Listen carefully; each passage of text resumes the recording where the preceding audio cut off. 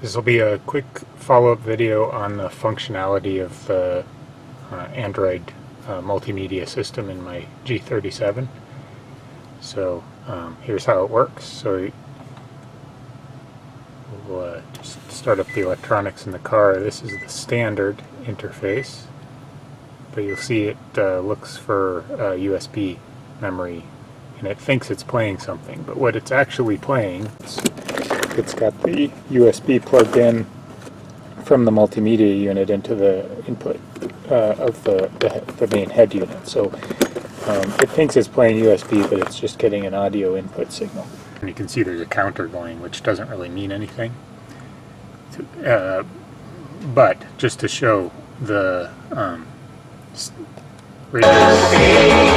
radio still works, AM, FM, satellite, all that stuff still works.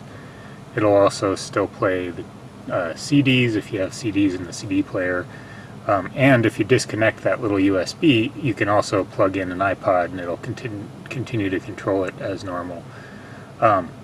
So everything in the standard system still works, especially if you disconnect the USB. So you still have the built-in GPS and all of the settings for everything, and then your HVAC is still working. All of that stuff still works. Well, yeah, the dial, the touch screen, everything. Okay, so when you want to switch over to the multimedia unit, you hold down back. This is an Android system. Startup screen that comes with the Nifty City. You can assign these menu items to anything. This one's got by default a GPS, a video player, a music player, that's the CarPlay and Android Auto. This is utilities, and this one is a DVR. These are inputs that I don't have set up in my Nifty City, but I showed in an earlier video you could have video input to this thing and audio input to this thing. I just never turned that on. And then there's an apps. So the advanced Nifty City is just, like I said, an Android unit, and you can download all the apps that you want out of the Play Store and install anything Android in here that you want. So, like, for instance, I installed the Agama launcher, so kind of a cool little interface to this guy. And this is just an alternative to that front screen that I showed before. But you can see the Android interface with the little home screen is up here, so you can always go home. But the other thing with the apps is, you have Android settings, and this is all the same kind of settings that are with any Android system. This touchscreen is not the best touchscreen for running Android. You have to press pretty hard to swipe, otherwise it thinks you're just picking the thing. So one of the nice things about this being an Android thing and the system having 3 USB inputs is if you wanted to, you could plug in a little keyboard and mouse, a KVM thing, into one of the USB ports if you wanted to really control it, like with some amount of accuracy. So what apps do I have installed? Like I showed, I have that different front face. I have Media Monkey. You can plug in a USB stick with MP3s on it, and it'll control the music coming out of that. There's a radio that is not hooked up in my system.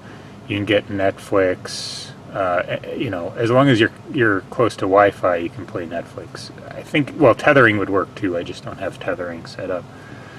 So that's the general interface. And I think one of the key things, of course, is the whole reason for this thing is Android Auto. So like I showed before, I have the Android Auto and CarPlay box internal set up in the console, like right around here. But the way to plug into it is I take a USB plug for my phone, plug it into this USB connector, so that's that. Then on this is my Android phone, I plug in USB-C into the Android phone. See, it connects, and then it's going to tell me that it's connecting. And now I've got Android Auto, so there's Google Maps, but you know, everything with Android Auto that you would want to have, you can, you know, you install on your phone, so you can do Waze. I like to listen to podcasts, so I use the Google Podcasts. But once you're in Android Auto or CarPlay, all the functions that you would expect to work. So first of all, you can do voice commands, find target.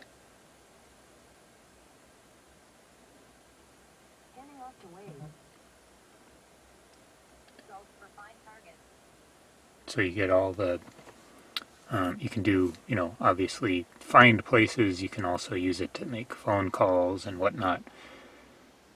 So the voice commands all work, and then the phone calls also work. So if you want to call somebody, it uses the speaker, the speakers in the car and the microphone in the car. So it's you know, just as if you were Bluetoothed into the main car system.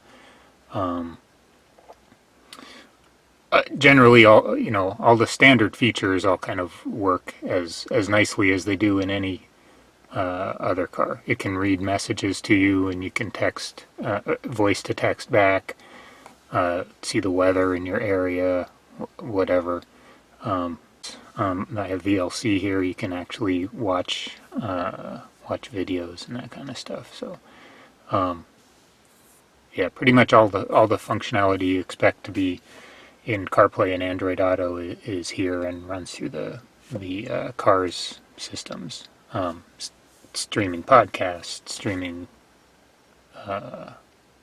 music. One of the questions that I had was, if I'm in this mode, do the cameras still work? And the answer is yes, they do. So if I click on, this is a QX50 thing, there's a camera button up here. If I click on that, I get the cameras. And then if I click that off, oh, this is the bouncing between cameras, and I have to go back. Let's see, turn that to standard mode. There we go. And then I can go back here. And then if I go into reverse, backup camera comes up. If I go into drive, this comes back.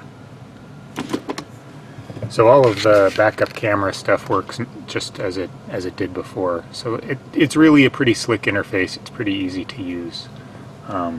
Again, so the way this can work is you can use it as a touch screen. If you're just pointing to things, it's pretty easy, but swiping, like I said, you have to press pretty hard. This still works, so you can whip through your menu items with the buttons. You can whip through them with the dial pad. The radio volumes, or the volume button still works, but the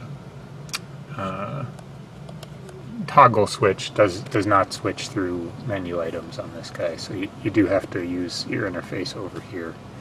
And then these buttons actually do have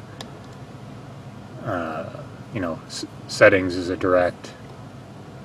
You can go direct to the front screen with info. So some of these buttons do have some function on the multimedia screen. So real quick, just to demonstrate, I can pull this guy out. I can plug in my iPod. Doing it one-handed. There we go. And then I can hit aux. The iPod comes to life, and it's reading the iPod. So that's that's the way that used to work. So it's back to the old way. So if you unplug this, you just out of that multimedia unit audio input. I mean, it won't input the audio from that thing. So that's generally the way this thing functions. If you watched my video, you saw that I put a GPS under the dashboard, and I also put a speaker kind of in this area behind the start button. That speaker is something you can tell the head unit to run off of. So if you have like a specific app, walk through the apps here, and then you can see I have an offline maps app. So if I want the speaker to still give me directions while I'm playing music from an iPod or something in the standard unit, the sound will still come out of this guy. The thing is, you don't want that speaker attached to CarPlay or the app that runs CarPlay, because now you've got sound coming out of that single speaker and the main stereo unit, and it's not quite synced. So there's an echo, and you don't have volume. The volume control is through the app. So I don't have that speaker set to any app as it stands right now. But you could do that if you wanted to. And the other thing is, now I have this offline maps app, and it is pulling GPS signal off of that GPS in the dash. So that's pretty much it for the functionality of this guy. The big thing is being able to play CarPlay and Android Auto stuff, streaming stuff, and then Google Maps or Apple Maps.